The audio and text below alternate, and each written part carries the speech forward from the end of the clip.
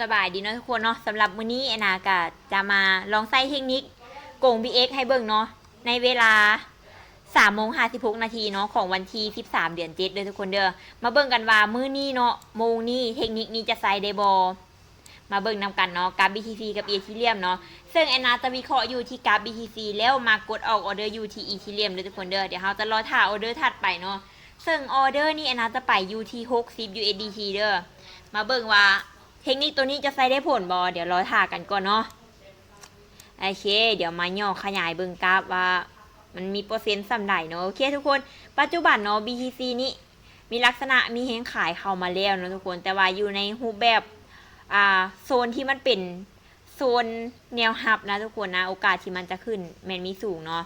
เดี๋ยวเรามารอเบิ่งนำกันในช่วงท้ายๆว่าเราจะกดซื้อหรือว่ากดขายจะมีแฮงขายหรือว่ามีแฮงซื้อเข้ามาเนาะโอเค60 USDT เนาะมาปัจจุบัน UT BTC เด้อเดี๋ยวนะจะไปออกออเดอร์ UT Ethereum เนาะมาเบิ่งนำกันเลยโอ้นิ่งแฮงนิ่งแบบนี้ขายลงเลยทุกคนขายลงเลยเพราะว่าถ้าว่ามันนิ่งแบบนี้เนาะถึงมัน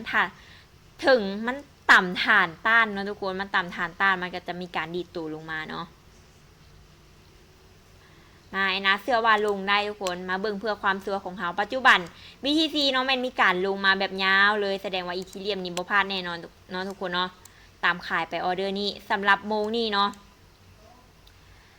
15:58 นาทีเนาะปัจจุบันโอเคสวยเนาะออเดอร์นี้วิ่งงามๆแสดงว่าเทคนิคโกง BX ของเฮาเนาะยังใช้ได้ผลเด้อทุกคนเด้อ15:58 นาทีของวันที่13เดือน7เนาะ2024ลองเอาไปปรับใช้กันลองเบิ่งเด้อ